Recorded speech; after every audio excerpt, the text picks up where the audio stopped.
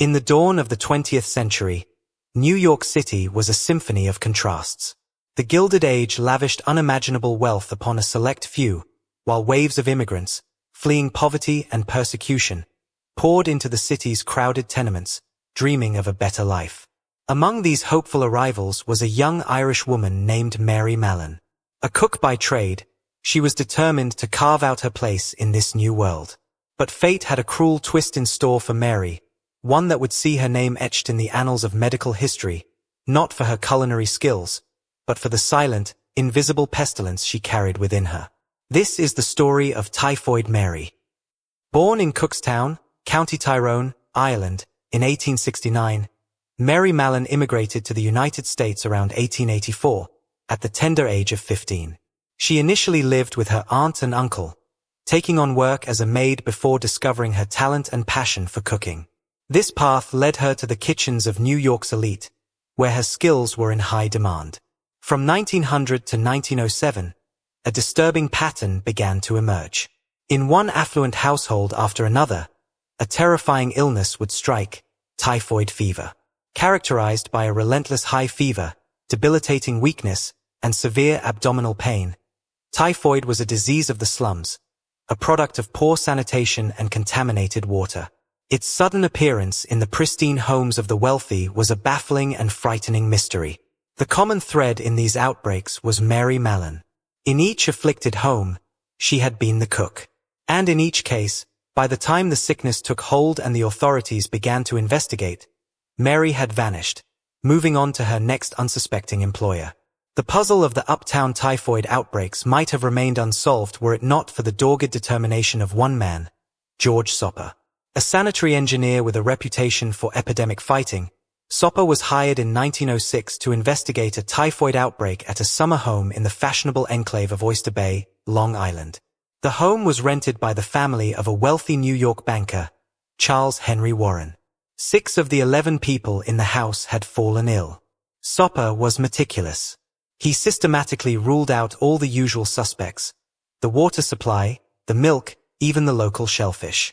His investigation led him to a groundbreaking and at the time, radical, new theory that he had read about in European medical literature: the concept of a healthy carrier.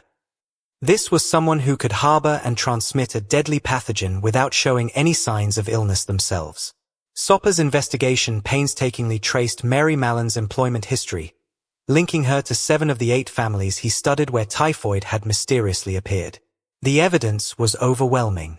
He was certain that Mary Mallon was the key.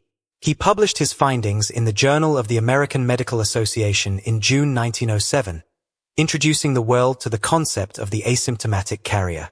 In March of 1907, Soper, armed with his theory, confronted Mary in the kitchen of a Park Avenue penthouse where she was currently employed.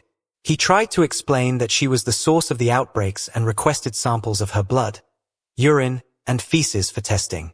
Mary, who had never been sick a day in her life, was incensed. She saw his accusations as an attack on her character and her livelihood. Brandishing a carving fork, she chased the stunned engineer out of her kitchen. The New York City Health Department was now involved. Drive-S Josephine Baker, a physician and public health official, was dispatched along with 5 police officers to apprehend Mary. What ensued was a chaotic scene, with Mary fighting back with all her might. It took 5 hours to locate her after she initially fled, and she had to be physically restrained in the ambulance. Mary was taken to the Willard Parker Hospital and then transferred to a small cottage on North Brother Island, a quarantine facility on the East River. For 3 years, Mary was held in isolation, a prisoner of a disease she didn't believe she carried. She sued the health department for her release in 1909, armed with test results from a private lab that came back negative, but her petition was denied. Finally, in 1910, a new health commissioner released her on the solemn promise that she would never again work as a cook. Mary tried to abide by the agreement, taking on lower-paying jobs as a laundress. But cooking was her craft, the only profession where she felt valued and could earn a decent living. Believing she was unfairly persecuted, and perhaps never truly convinced of her carrier status, she disappeared back into the city's vast network of domestic workers, this time using aliases like Mary Brown. In 1915, the inevitable happened. A devastating typhoid outbreak swept through the Sloan Hospital for Women in Manhattan. 25 people fell ill, and 2 died. The hospital's cook, a woman known as Mrs. Brown, was none other than Mary Mallon. The public, which may have once had a flicker of sympathy for her, now turned on her with a vengeance. She was no longer just Mary Mallon. She was Typhoid Mary, a walking typhoid fever factory, a menace to society. The media frenzy was relentless, and any chance of a normal life was gone forever. Mary was arrested and returned to North Brother Island, this time for the rest of her life. She would spend the next 23 years in quarantine, a lonely and isolated figure. In her later years, she was given a job as a technician in the island's laboratory, and was even allowed to take day trips to the mainland. But she was never truly free. In 1932, a severe stroke left her paralyzed. Mary Mallon died of pneumonia on November 11, 1938, at the age of 69. An autopsy revealed live typhoid bacteria still present in her gallbladder. Mary Mallon's story is a profound and tragic chapter in the history of public health. It raises complex and enduring questions about the delicate balance between individual liberty and public safety.